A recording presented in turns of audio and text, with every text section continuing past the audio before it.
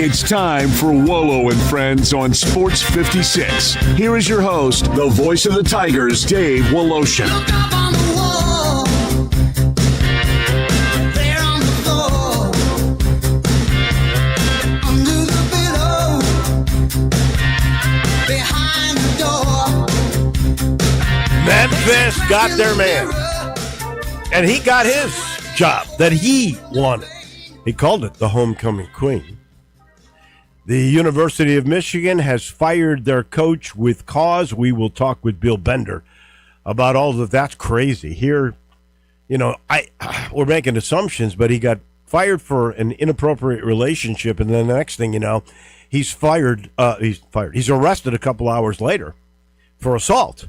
So after he got fired, did he go over and assault somebody? All of this to be figured out, plus which, who becomes the next Michigan coach. More carousel movement for sure. OKC blew out Phoenix. Grayson Allen got ejected again. That guy just can't help himself. So OKC now has a 24-1 start. That equals the best start ever by the Golden State Warriors when they won 73 games. Pete Pranica will join us for that because, Ja bought tickets to this game tomorrow against Utah.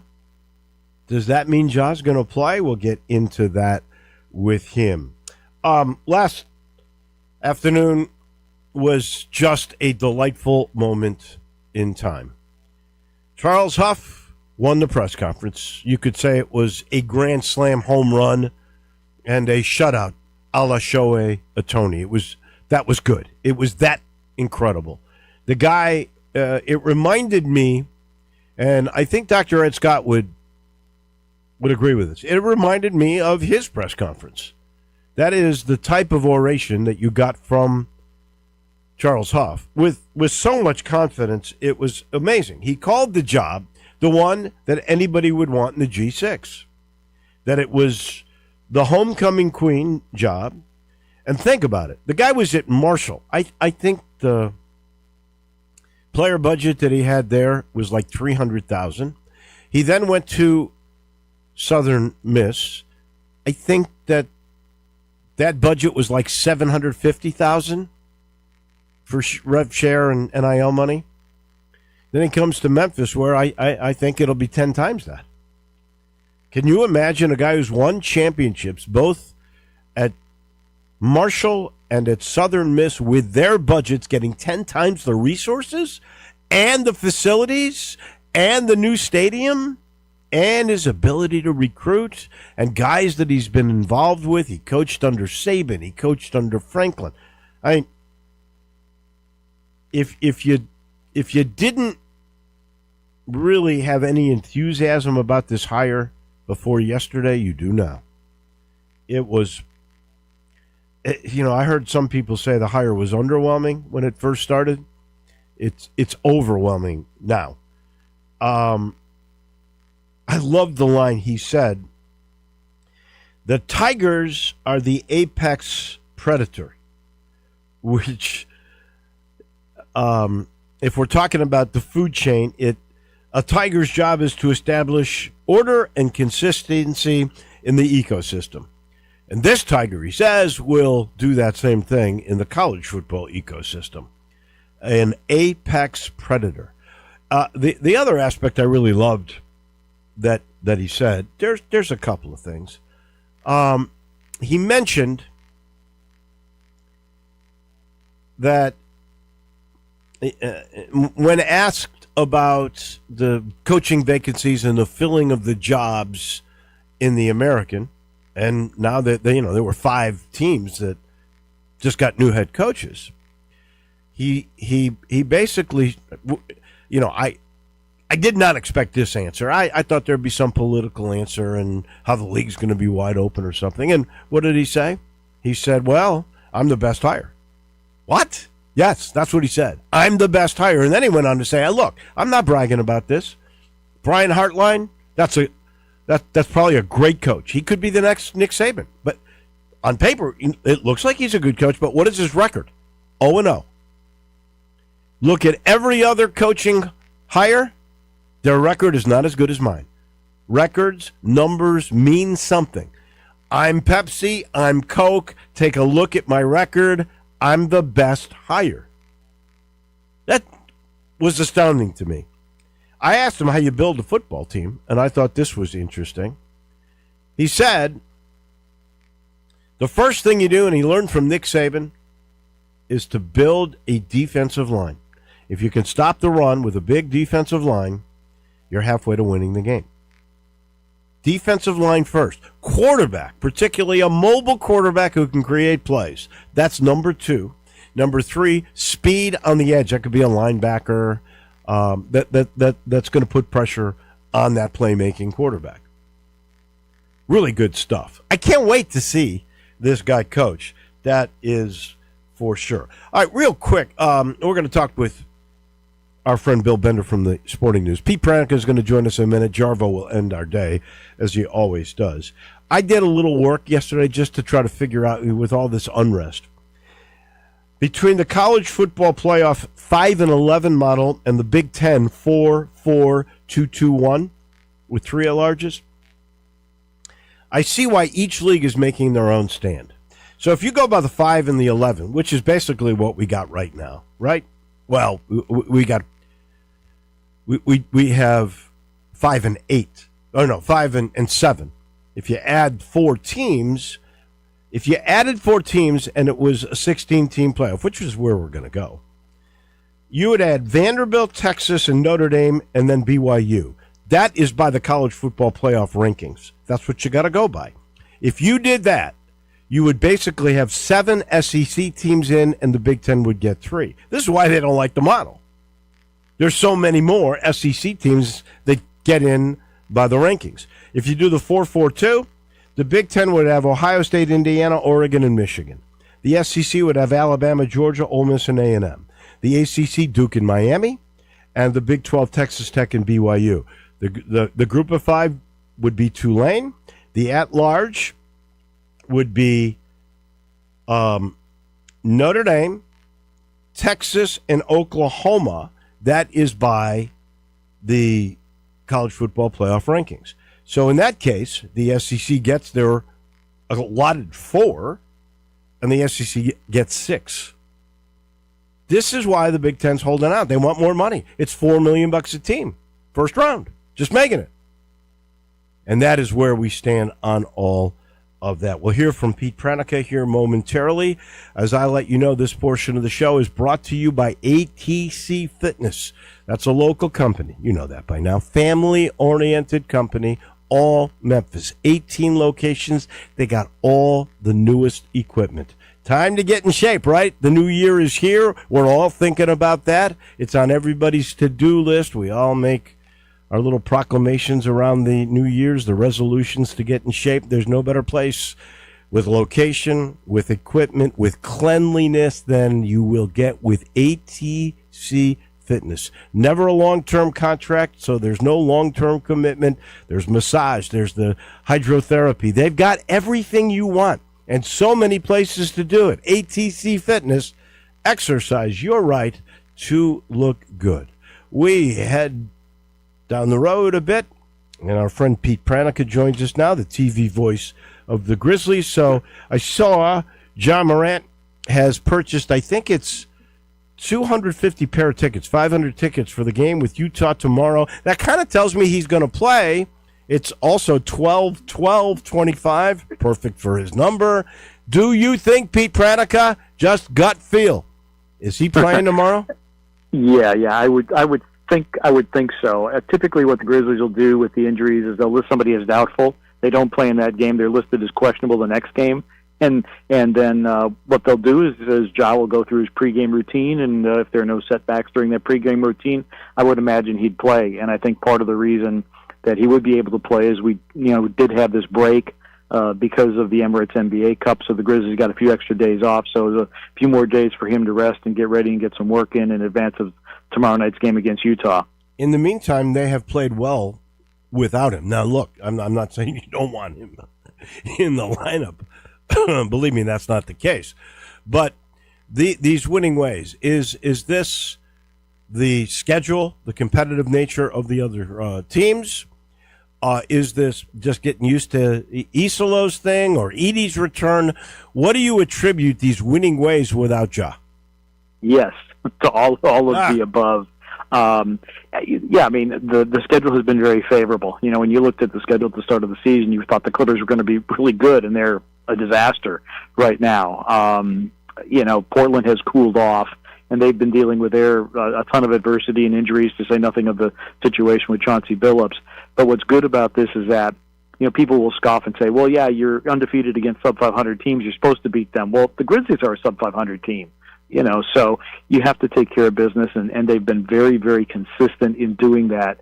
And that is guys becoming more acclimated to their roles, understanding what Tomas Isolo is asking of them. I think Jaren had a comment several games ago. He said, hey, I'm just thrilled I understand what I'm supposed to be doing now. And it is a process. It's a system unlike most of which these guys have ever seen. So they've come together. There's been some team building. Jock Landale was singing the praises of Kentavious Caldwell-Pope, getting guys together, doing stuff outside of basketball, kind of getting the group together. So I think they're starting to coalesce as a group, and now the challenge is going to be reintegrating John Morant into this group. But, you know, with his talent and his ability, that it may take a bit of time, but I think that obviously it's for the benefit of the team to have somebody as dynamic as he is on the floor. I don't know what it is about wearing a Memphis basketball uniform and playing at FedEx Forum, but the Memphis Tigers have not had every player available yet this year. Neither have the Memphis Grizzlies. Do you envision a time when all these guys, Jerome and Pippen and BC and everybody, do you envision a team with a full roster ever this year? It probably wouldn't be until March, unfortunately, you know, because Pippen's surgery is going to keep him out probably that long. I don't know what the timeline is right now for Brandon Clark or for Ty Jerome. I think Jerome's probably on a little bit shorter time frame than Brandon, and Scotty's probably the longest one out. So yeah, it's not going to be until the snow melts. All right, let me ask you about a few players. One, Zach Edey. If he keeps this pace up, I don't know, because I'd have to look at stats from other teams around the league, but would he be a viable candidate for the most improved player? Yeah, I think so. You know, what he's been able to do, the defensive rating for the Grizzlies when he's been on the floor has been absolutely phenomenal, one of the best in the league. You know, this is a team that went from being minus 3.5 in rebound differential per game without him to now plus 11. Wow. You know, what and it's not blocking shots. It's just being bigger than everybody else. And if he gets the hook shot to fall on a regular basis, he struggled a little bit with that against Portland. But, you know, and stay out of foul trouble. I think, yeah, definitely she should be in the conversation because the impact that he has had on this team. I mean, you know, I live with these stats day after day after day, and you update them, and they just become more and more impressive with each game that he plays, and to look at where the Grizzlies are now with him as opposed to where they were without him. Just the eye test with him, too. For me, anyway, because I watched him play a couple of times in person as a collegiate player at Purdue.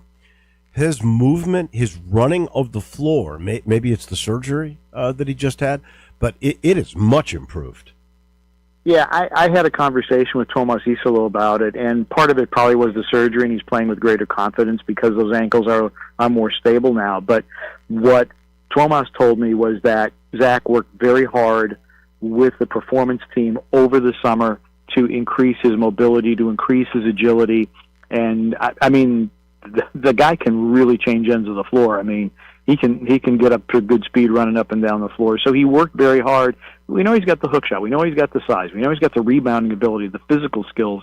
But then to add the agility to it and the foot movement, I think that has made him a much more dynamic player in the paint and far greater than he was at Purdue. He certainly didn't run like that at Purdue. I am incredibly impressed with the performance team for what they have done. Santi Aldama, you know, I've seen moments where this guy was playing for the Spanish national team, and he was outstanding. He looks like now he's ready to be a breakout kind of a guy. Yeah, without a doubt. I mean, he's putting up numbers across the box score that the only 7-footer that's better is Karl Anthony Towns, and Towns is doing it in starters minutes, and Santi is doing it in bench minutes. So he's been great across the board. He had a little downturn. I think he had 3 single-digit games, but he's had the longest run of double-digit games of his career. So he's been very impressive, and he's accepted and embraced his role, and you're seeing him really stuff the stat sheet, whether it's blocks or steals or assists, in addition to points and rebounds. So he's easily having his best season. And then there's Jaren Jackson Jr. not having his best season. I don't know if it was the turf toe that affected him, that had him out for a while, and the surgery that he had. What do you think is limiting Jaren Jackson Jr.? I think that there are several factors at play. I think number one, maybe it is the fact that he didn't play basketball this summer and kind of rounding into form. I think Jaren is, unfortunately, he's taken some really ill-advised fouls that he doesn't need to take, and that has kept him on the bench, or it has prevented him from getting a rhythm offensively. The other thing is that he's been asked sometimes to be involved in a big-to-big pick and roll with Zach Edey, where he's screening and Edey, or where he ends up being the screener. So I think there are multiple things. But I asked Thomas about this, I think before the Portland game, and he said, "But people don't, they look at the point totals or the rebound totals, and it's like you have no idea how effective he has been for us, even though he's not scoring the basketball." But I think we all want to see Jaren Jackson Jr. put up 20 and 6 and a couple blocks per game, and hopefully that's going to happen sooner rather than later. That is true. We all forget, this is teamwork, and there are things off the ball with screens being made or just little things that are being done with spacing that open up things for other people, and that's how you get easy buckets. We never look at those things. We only see the numbers that we can relate to, which is shots taken, shots made, blocks made, staying in front of a guy. That's it. That's all we really look at. Yeah, and I think Jaren's value to the team is beyond that. But again, it's not something you always see in the box score. You've seen a lot of basketball over your time. You've chronicled a bunch of it. The OKC start is now 24-1. That equals, by the way, what the 73-win Golden State Warriors did, I think, in 2015. Is this, and by the way, they're blowing people out like they blew Phoenix out. What was it, 49 points or something crazy like that last night? That reminds me of the Bulls when they won 72 games in 1 year. Is this OKC team in those kinds of waters? Are they that good, the defending champions? Yeah, I think you have to put them in that category, even though they don't have the transcendent superstar of a Steph Curry, although SGA is certainly approaching that status. They're like the old San Antonio Spurs. They're very almost emotionless and machine-like in some sense, but they're absolutely ruthless. And they have been very, very focused, and they're not going to talk about 73 wins, and they're not going to talk about a repeat championship. They're just going out one possession at a time, and Sam Presti's put together a really solid team there, and they are very focused on one possession at a time, and Mark Daignault was absolutely a home run hire coming up from their Oklahoma City Blue G League team. So I think they're in the conversation for 73 if they want it. And SGA is the type of guy that he doesn't take nights off, so they keep everybody healthy. And remember, with Jalen Williams was missing time with a wrist injury, and they're still able to put up this good record. So they've had a lot of pieces that can contribute, and they're just an exceptionally well built team and well coached. One other footnote to that game, in that contest, Grayson Allen, former Grizz, got ejected for pushing down Chet Holmgren. Said that Holmgren had pushed him down earlier, but he's the guy that gets caught and gets ejected from the game. In my mind, and I've said this for so long, going back to his Duke days, the guy just can't help himself. He's a dirty player. It's amazing to me that teams accept it. It's a little like the behavior of Draymond Green, only this is much worse because it's physical, and it's amazing he hasn't hurt anybody. Your thoughts on Grayson Allen, again, getting ejected? Yeah, he just loses his mind at some point and takes take some really, really stupid plays. Why does he keep getting jobs in the NBA? Because he can shoot the three ball really well. Yeah. And that, talent is always going to ensure that you have a job. But yeah, it's hard because there's a line where you can be physical, but then there's a line that Grayson crosses all too often. You mentioned a minute ago San Antonio. Do you realize they're 12-0 without Wembanyama? How deep are they? Well, they're very good. Harrison Barnes has taken over as a tremendous veteran leader for them as well, and they've also been missing Stephen Castle for a period of time. So they are very deep. They've got one of the better benches in the NBA. They're very well coached, and Mitch Johnson comes from the whole Popovich coaching tree, and they have focused really, really well on, again, like with Oklahoma City, possession by possession, and they've done some really good things without Wemby. Final thing, LeBron James saw his consecutive game streak of double-digit scoring end at 1,297. I think it was almost 18 years since he hadn't gotten double digits. Is that a record like DiMaggio's 56-game hitting streak, like the Cal Ripken consecutive games played streak? Is that record going to hold up forever? I tend to think it will, because all it takes is a guy twisting his ankle 2 minutes into the game, for that streak to end. So it is a remarkable streak, and I think it doubled, if not tripled, the second longest streak, which was Jordan's, if I'm remembering my numbers correctly. So no, I don't think that's one that ever gets broken. I'm with you. As always, I appreciate it. Thank you much. We'll talk again next Thursday.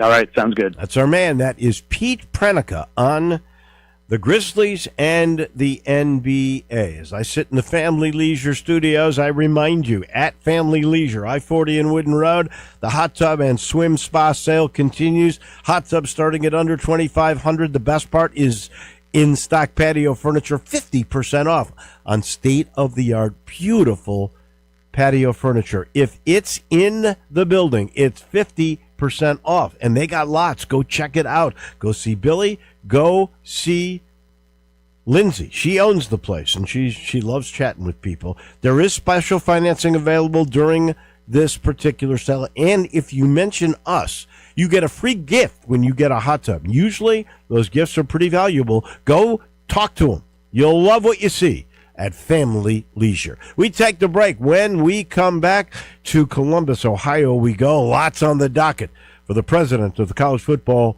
Writers Association. That's Bill Bender from the Sporting News, and he's right around the corner.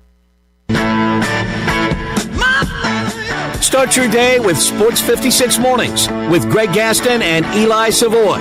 Weekday mornings from 7 to 10, right here on Sports 56 and 98.5 FM.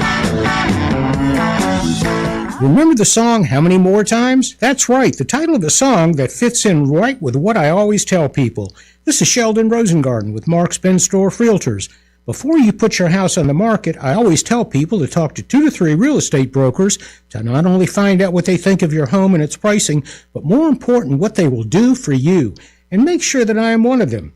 There are keys to my highly successful strategic marketing program that involve preparing your house for the market and being able to present it before any objections take place.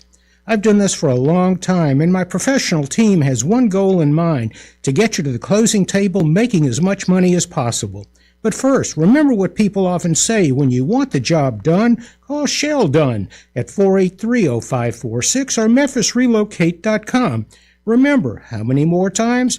That's Shell Done at MemphisRelocate.com or 483-0546, and tell me the name of the band that sang that song.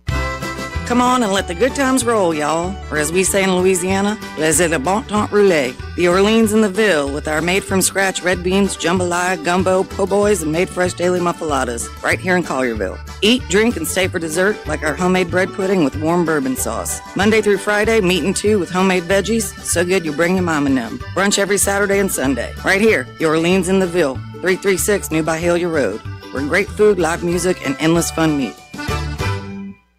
The 2025 Range Rover Sport sits right at the heart of the Land Rover lineup, offering a perfect mix of style, performance, and versatility. Smaller and more agile than a full-size Range Rover, it's a great option for everyone who wants luxury and practicality. Every model comes with 8-speed automatic transmission and all-wheel drive standard. Whether you navigate city streets or tackle rough terrain, Range Rover Sport has you covered. Every drive is powerful and breathtaking. The 2025 Range Rover Sport is the epitome of sporting luxury. Test drive one at Jaguar Land Rover Bluff City. To NST, it's never just another case. It's your shot at getting life back on track. Real help, real heart. 35 years and still winning. NST is the way to go. Call 683-7000 or go online at nstlaw.com.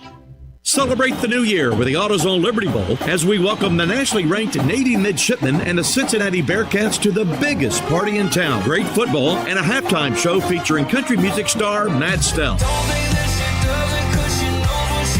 It's all happening at the 67th AutoZone Liberty Bowl game on Friday, January 2nd at 3:30. Get your tickets today by calling 795-7700. During the holidays, the Tennessee Highway Safety Office reminds you that fans don't let fans drive drunk. Now back to Wolo and Friends on Sports 56. Here once again is the voice of the Tigers, Dave Woloshin.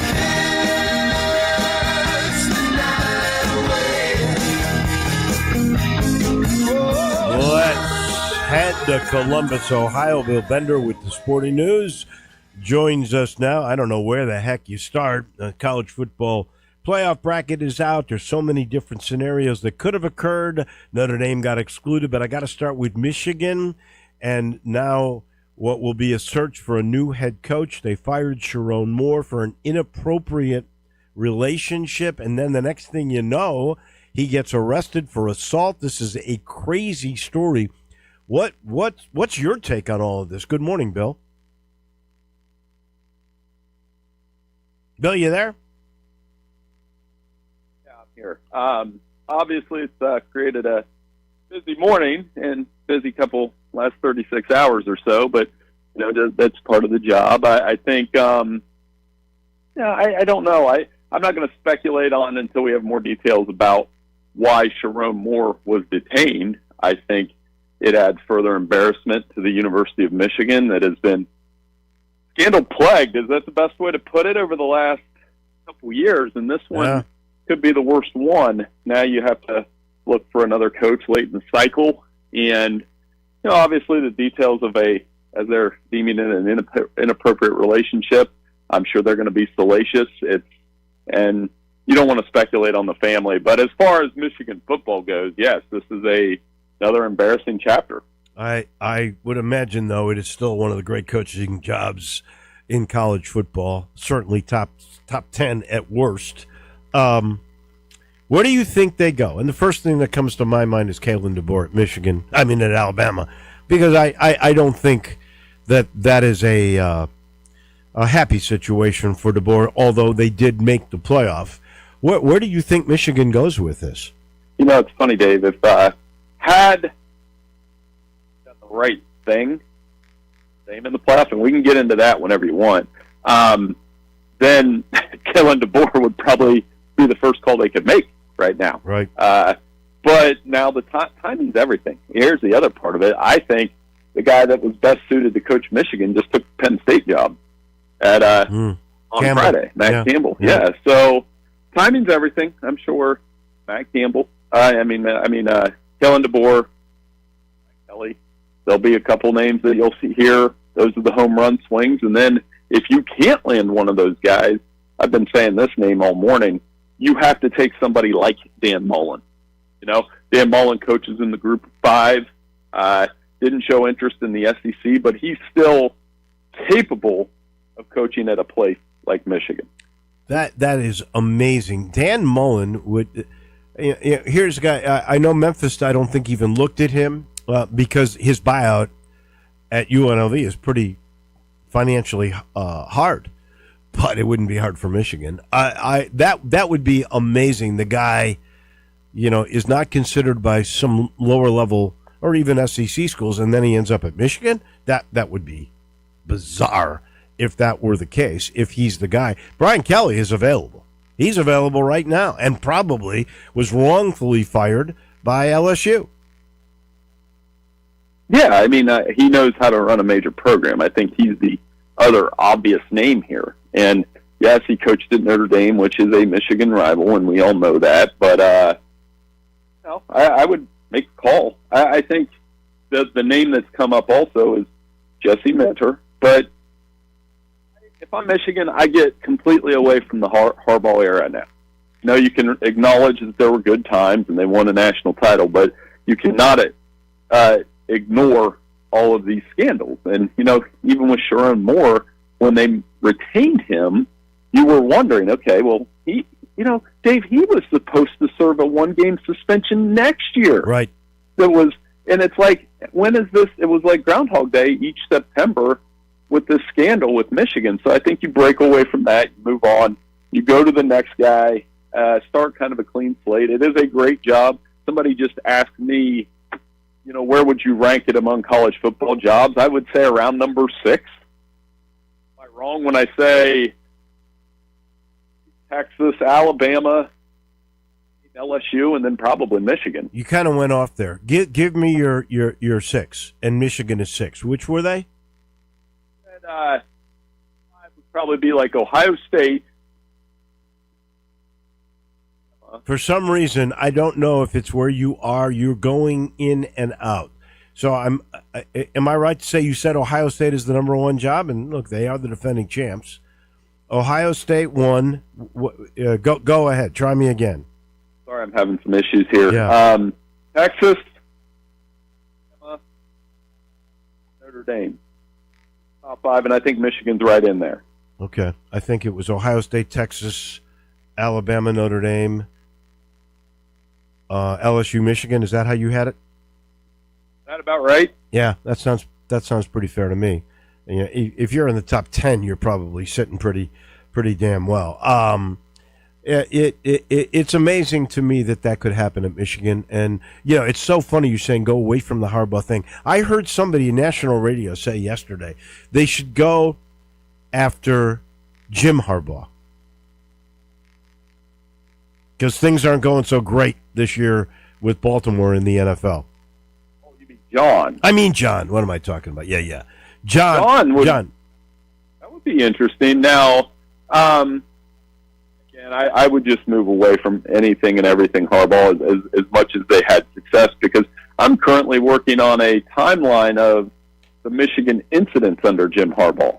And boy, 2 NCAA investigations, the sign stealing, multiple coaches have been fired. I think there's a stat out there, Dave, that 10 coaches fired or suspended, and they're all bizarre incidents.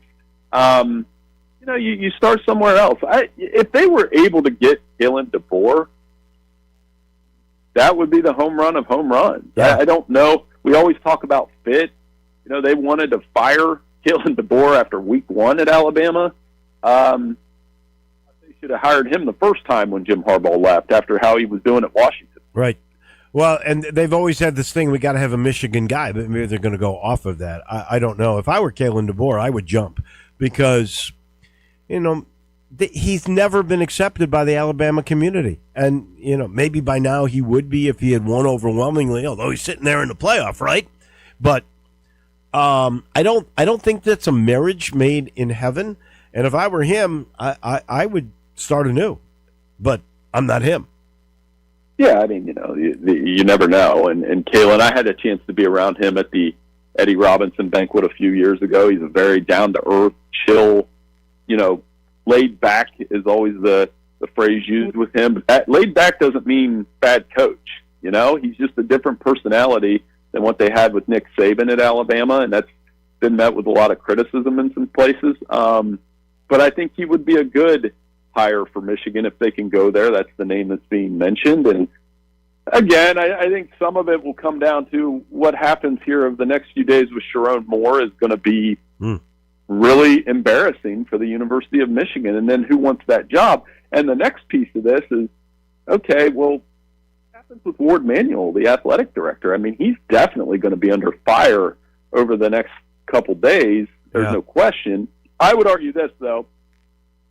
Juwan Howard in basketball certainly got the basketball coach right. He did. Dusty Mays. Dusty Mays crushing it. Yeah, Dusty May has crushed it wherever he's been now. I mean, he amazing. You know what FAU has done since he's been gone? Nothing. And look what he's doing at Michigan. He got Yaxel Lendenberg from the American Conference and UAB and all these other guys. They've just been outstanding. He has really put together a great team.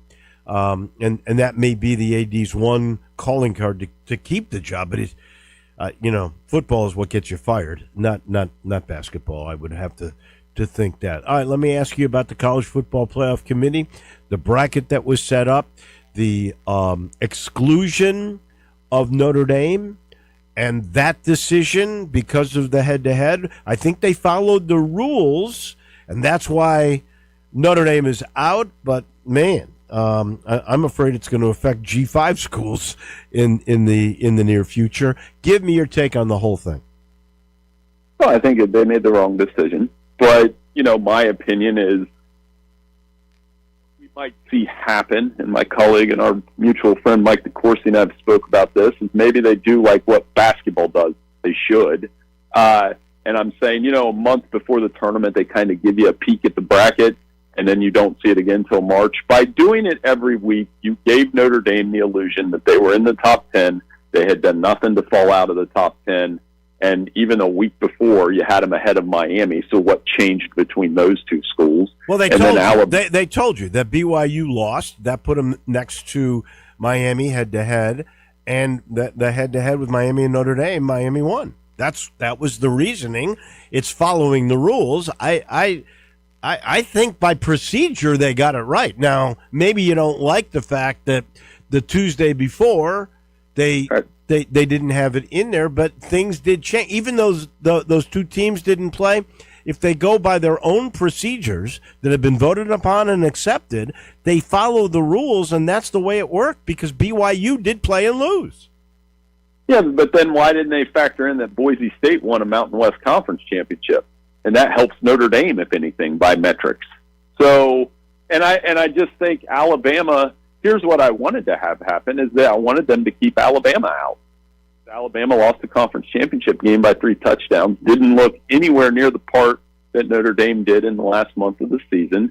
And then had Alabama been left out, and they were the fan base that was angry, we could get down to the real root cause and the root value of a conference championship game. So, I guess we're disagreeing a little bit here, which is good, because I just think with Notre Dame, we do they don't play in a conference argument, but it's a little flimsy to me that they would just arbitrarily put Miami ahead of Notre Dame. And I get what you're saying about the head-to-head, but neither Notre Dame nor Miami did anything in that final weekend to justify switching the ranking. So I tell you that that's their excuse, and that I can buy that, and it's by procedure.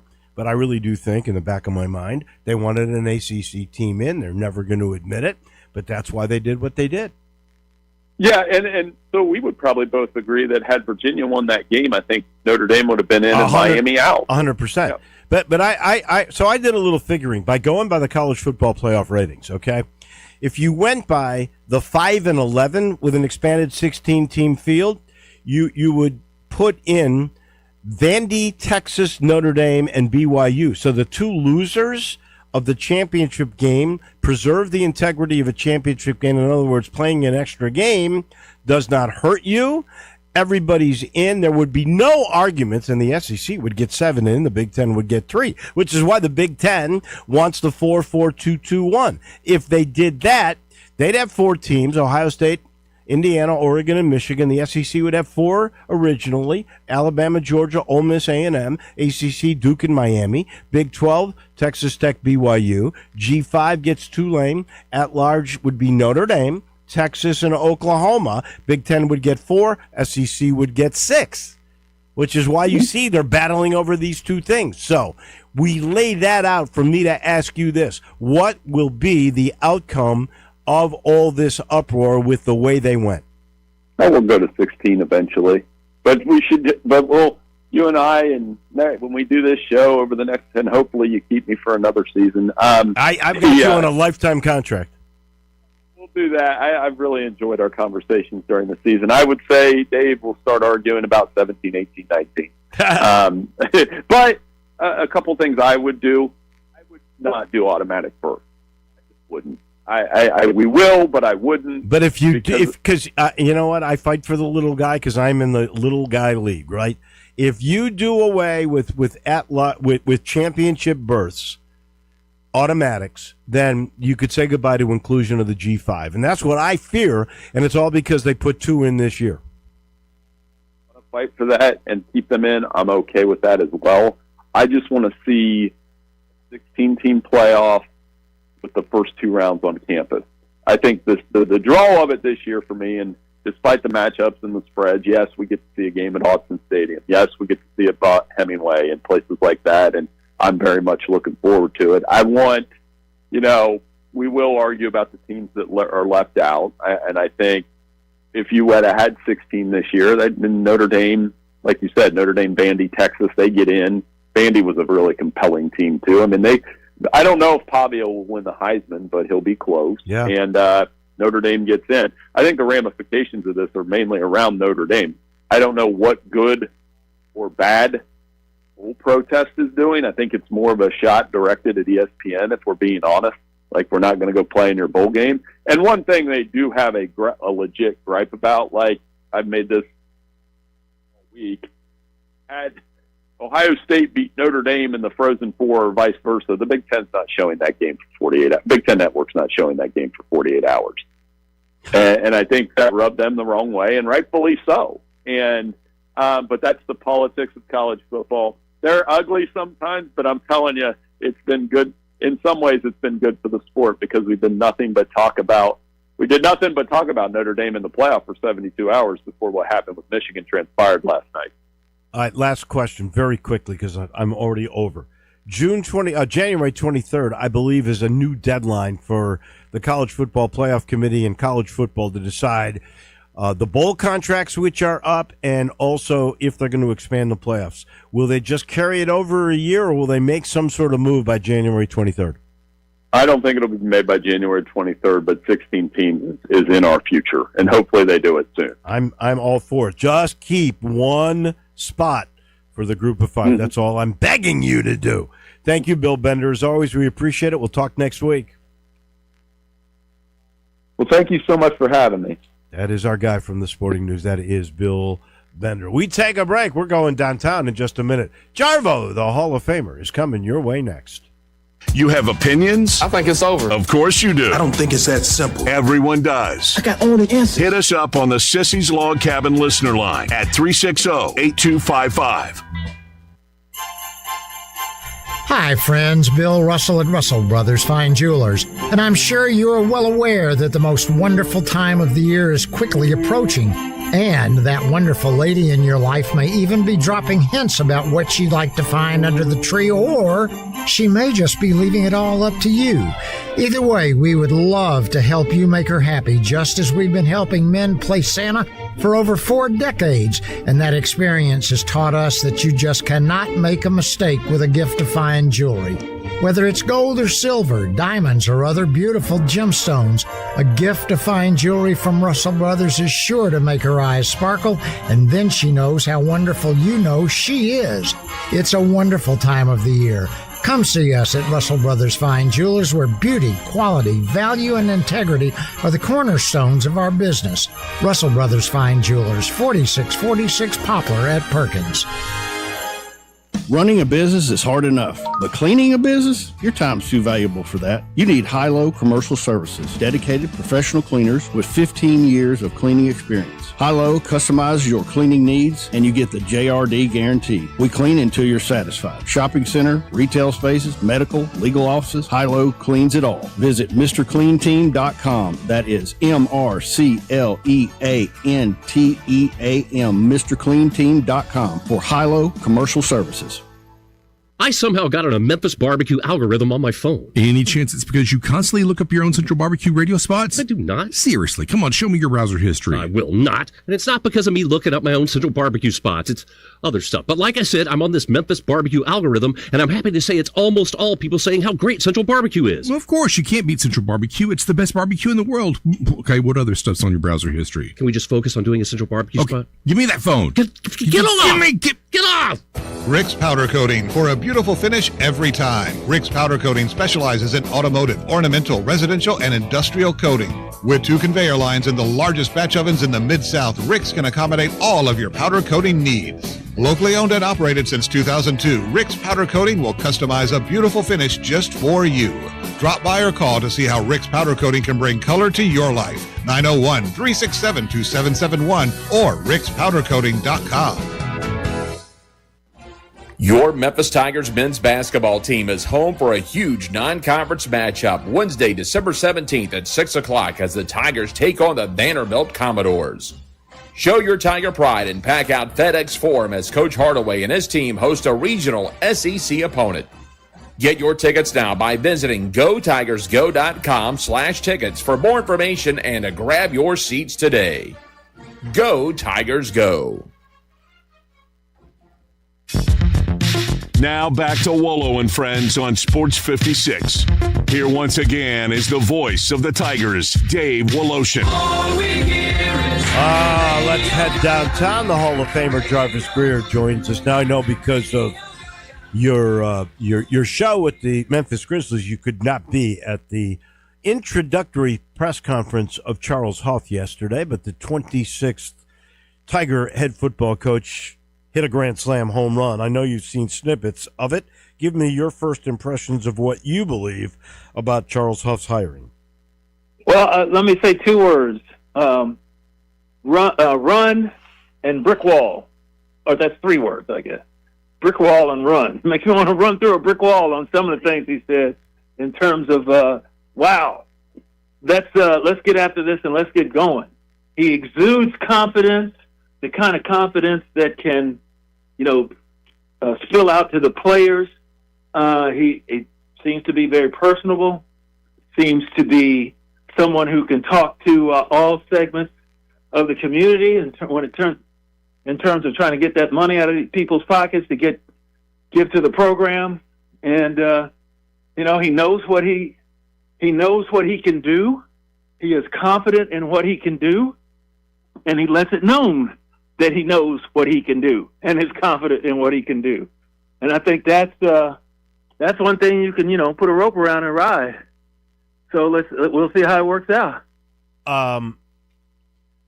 If you had any questions or doubts about this hire, yesterday I think erased any doubt that this is the best available guy for this job. And part of it is he has an appreciation for this job. He called it the homecoming queen. But of all the group of 6, I mean, he said, look, resources, city backing, city itself, facilities, new stadium, what the revenue share is. This is the best of the group of 6 position that you could possibly have. He goes, from afar, you may not realize it, and I'm sure I'll find some potholes somewhere, but this is the job everybody should want.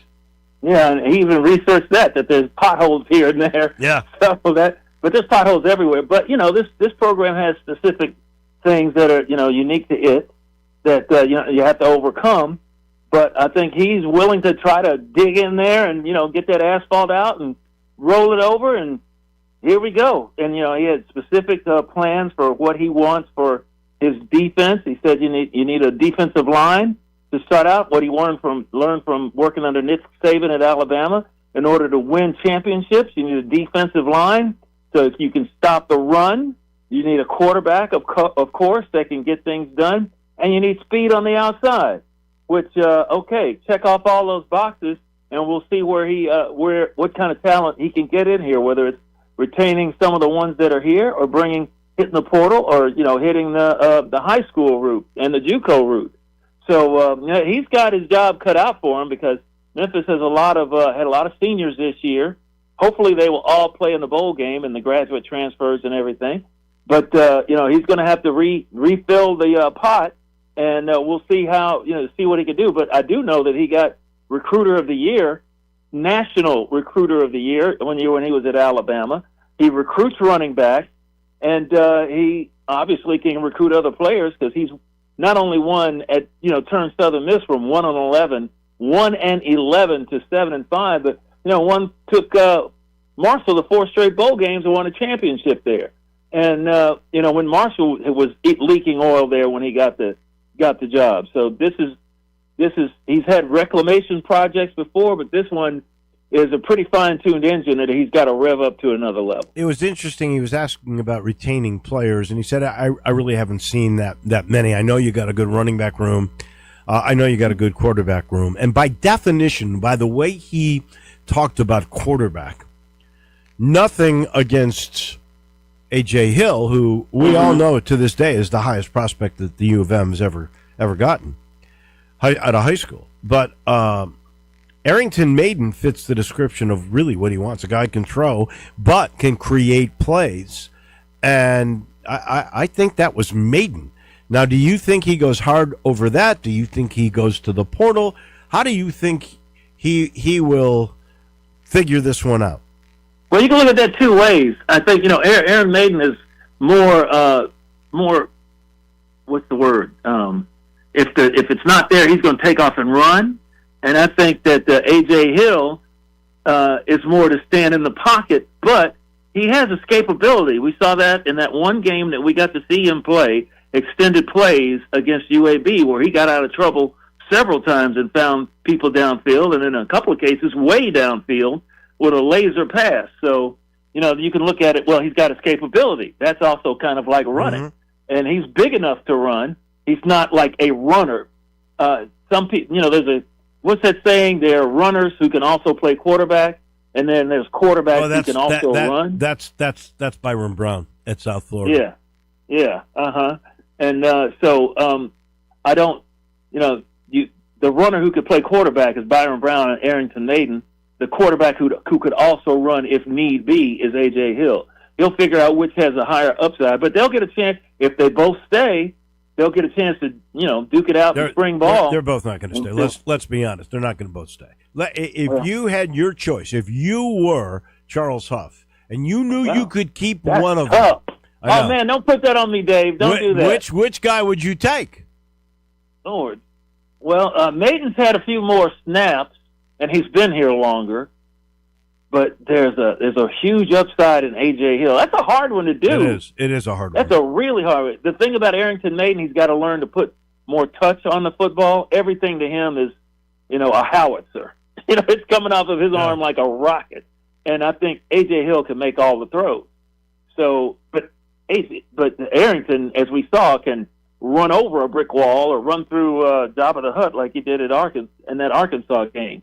Dragging a big 395-pound defensive lineman 9 yards to pick up a much-needed first down to win the game at the end of the game, to secure the win at the end of the game. So, I'm going to leave that up to Coach Huff, because that's way above my pay grade, and he knows exactly what he's doing. Are you excited about a week from today? Which one would you do? Leave? I'm not going to let you off the hook. Which one would you do? What would you do? Oh, I could backpedal like you, like Reggie Howard backpedaled.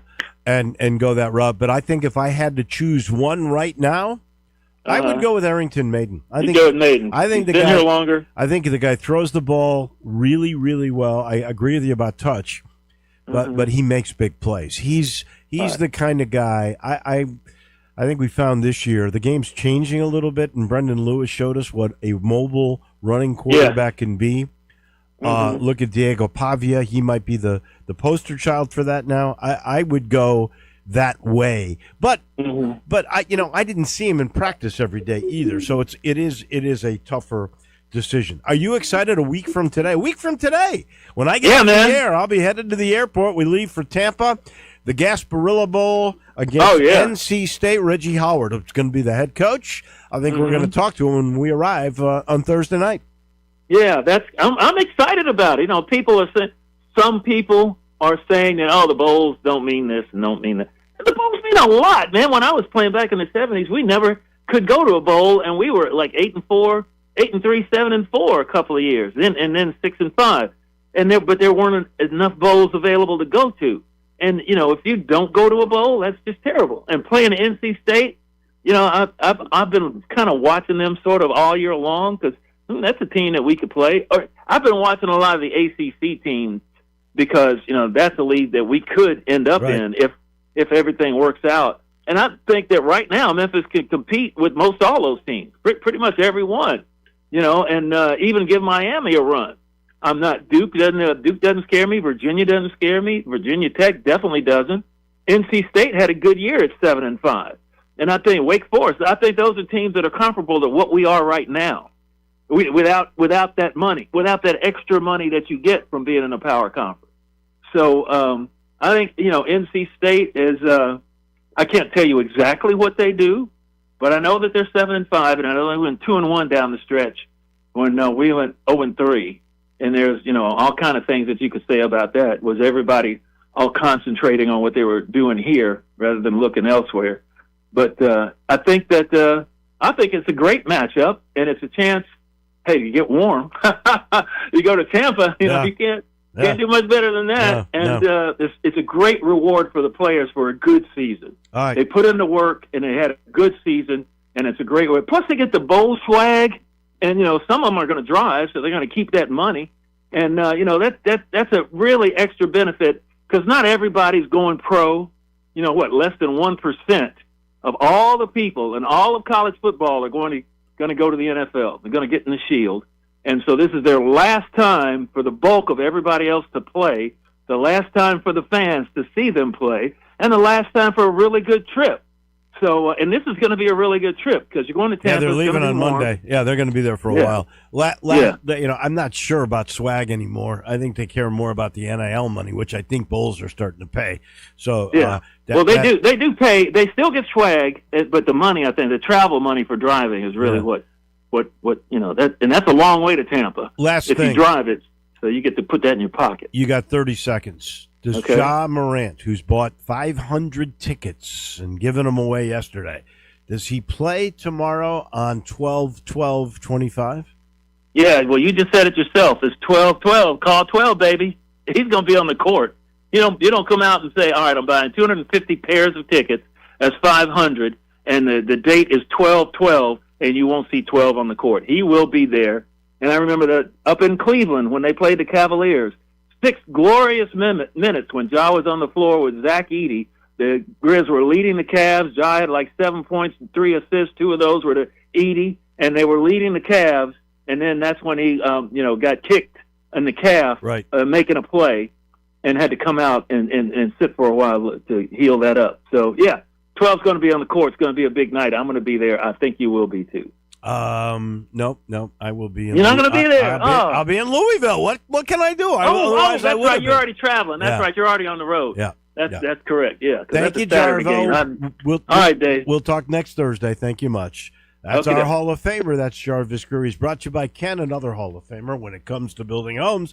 He, his father, now his son William, they're all in the Hall of Fame. They see all the little details and the big picture all at once. That's what makes a great builder. And they're great builders.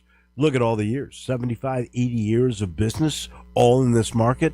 It tells you the job is never done. They work with people so beautifully that can provide you with land, or they know how to utilize your land. Or if you want to keep the location, but you want the modern amenities, the California closets, the island in the kitchen, the media room with the speakers in the wall, theater seating, they know how to do that. They're the perfect company to do that. And like, if you got a problem 6 months after they built it, doesn't matter. They're there the whole way. They are the place to go for any remodel, renovation with innovation, or the building of a new home. There's only one place in my mind. That's Ken Garland, Custom Home Builders. That'll do it for us. We'll see you tomorrow morning. Johnny Radio's next. Have a great day.